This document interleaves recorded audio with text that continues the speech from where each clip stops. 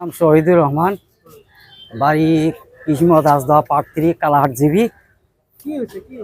আমার একটা মাটি মানে বিনা লিগেল হেয়ার ছাড়া একজনের নামে আবুল মন্ডল আর পান্নালা ইহতক মানে নাম জারি দিলে, তা বাকি টোটাল অংশীদার আমরা 9 জন, বোন আছে 6টা, ভাই আমরা 2টা, মোর মা আছে বাঁচিয়েছে।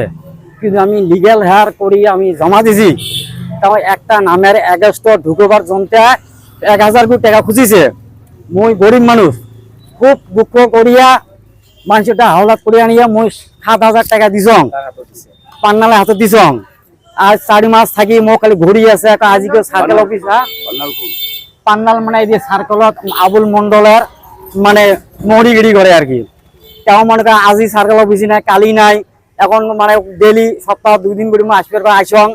আর কয় কি সার্কেল অফিসার কিছু পয়সা না হলে সার্কেল অফিসার তো মানে নাম জারি করি, নামকে ঢুকি না দেয় আর কি।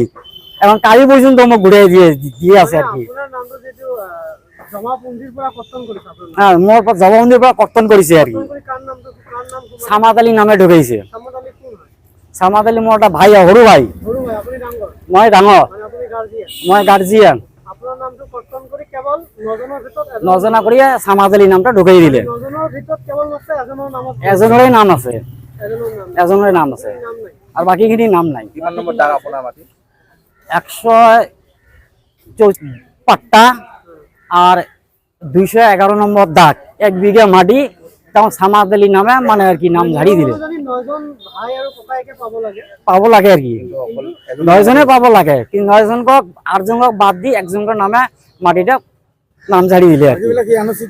বাকিলে কোনো এনওসি দিয়ে নাই, ময়ও এনওসি দিয়ে মই গমেই পোৱা নাই। মই পিএম কিষাণে কাগজ ওলাব যেয়া দেখি তার নামত একলাই মাটিটা হয়ে আছে। 111 নম্বর দাগের মাটিটা এই কোনে করলে আবুল মন্ডলে করিছে। এই তো আমার নাট মন্ডল আবুলে ইউজ তো করিছে, এই কোনে করিব, বেলেগ মন্ডল কৰিব নোৱাৰে না।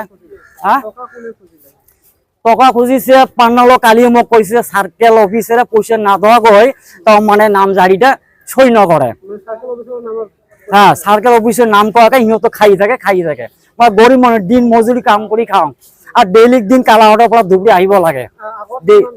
আগত নিচে 7000 টাকা লৈছে কাম কৰি দিব কাৰণে। 7000 টাকা জমা দিছন, আৰু 2000 টাকা দিব লাগে ফাইনেল কাগজখন দিলে, আৰু 2000 টাকা দিব লাগে। টোটাল 9000 টাকা, 9টা নামত 9000 টাকা লাগে। পার নামত 1000 টাকা করি। হ্যাঁ, এতিয়া দাবি মানে আমার এই ভাই বোন মা আছে সব কটার নাম একটাই হওয়া লাগে। সবাই অংশীদার এই মাটিটা। এই মাটিটা আমার চালাবাড়ি মাটি, চালাবাড়ি মাটি আমার। সব ভাই বোনের মা সবাই বাঁচি আছে, সকালের নামত হওয়া লাগে মাটিটা। 9 জনের নামত হওয়া লাগবে। এই জন্য মই লিগেল হেয়ার এই পৃথিবীত মই বনাইছ, লিগেল হেয়ার আমি সব করিছ। ধুবুৰী পশ্চিম জিলাৰ সাধাৰণ সম্পাদক, আখৰাছৰ সাধাৰণ সম্পাদক মই। চাওক, আজি আমাৰ যিখিনি দুখীয়া মানুহ আছে, চাৰ্কেল অফিচ এতিয়া এনেকুৱা এটা অফিচ হৈছে, পইচা নহ'লে ইয়াত আহি একো লাভেই নাই। কোন চৰকাৰখনে আইন বনাই দিছে যে ইয়াত আহিলে পইচা দিব লাগিব?